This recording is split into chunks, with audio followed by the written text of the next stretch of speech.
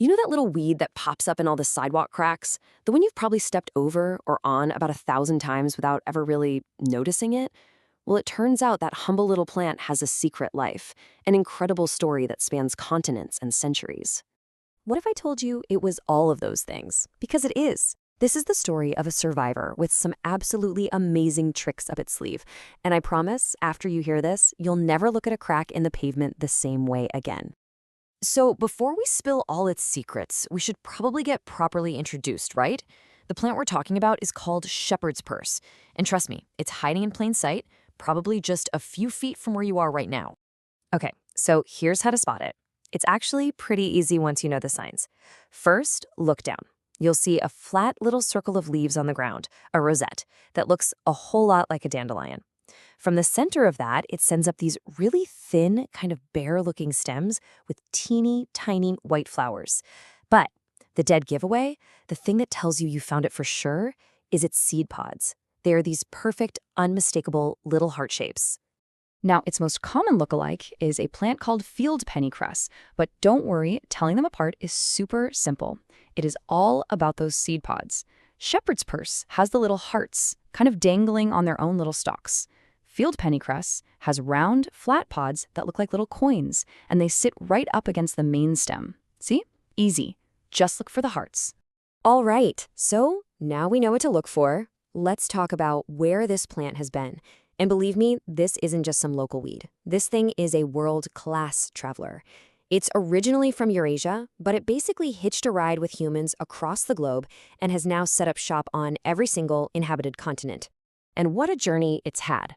Its story with us goes back nearly 2,000 years, starting as a recorded medicine in China. Then it hopped on a boat with European colonists in the 1600s and came to North America. Jump ahead to World War I, and medics on the front lines, desperate for supplies, were literally using this weed to stop soldiers' wounds from bleeding. And then, just a few years ago, modern science finally came full circle with a clinical trial that confirmed what ancient healers knew all along, that it really does help stop bleeding after childbirth. And that right there brings us to its most famous superpower, its absolutely incredible ability to stop bleeding. And this isn't just some old folklore, folks. This is a potent biochemical power that people have been relying on for generations. And here is where modern science totally backs up the ancient wisdom. Midwives used it for bleeding after childbirth. And why did it work? Because we now know it contains compounds that literally cause the uterus to contract, physically clamping down on blood vessels. And when it was mashed up and put on a wound, it's loaded with vitamin K, which is a key ingredient your body absolutely needs to form blood clots. It's just brilliant. Okay, so we've got a world-traveling historian and a battlefield medic. You'd think that's enough for one little weed, right? Well, shepherd's purse has one more secret, and this one is truly wild. It involves some genius-level engineering and a survival strategy that's just a little bit sinister.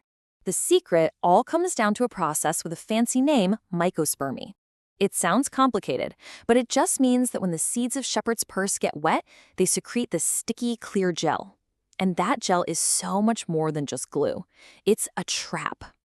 Here's how this mind-blowing trick works. First, rain or damp soil gets the seed wet. That triggers the sticky goo to ooze out, and it traps any tiny organisms in the soil, like microscopic worms called nematodes. These poor little critters get stuck, they die, and they decompose, creating a perfect little pile of fertilizer right there next to the seed. Then, when the seedling starts to grow, it absorbs all those amazing nutrients, getting a huge head start. So yeah, you heard that right. This common little weed is proto-carnivorous. How cool is that? Okay, so now that you know its incredible secrets, it's kind of hard to see it as just a pest, isn't it? It feels more like a potential partner. So let's take a look at how people actually use this amazing plant today. It gets used in a few different ways. Almost half of its use is actually for food. In East Asia, it's a really popular spring green that goes into things like dumplings and soups.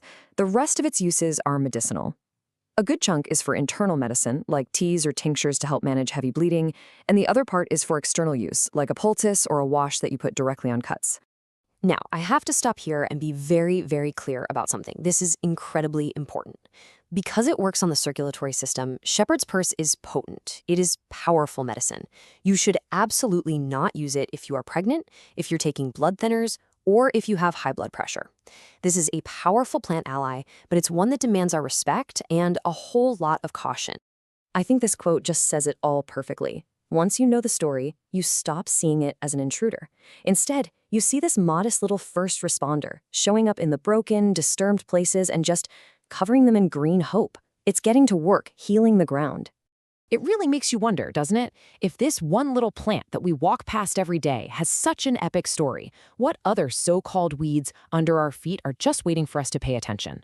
What other incredible secrets are hiding right in your own backyard?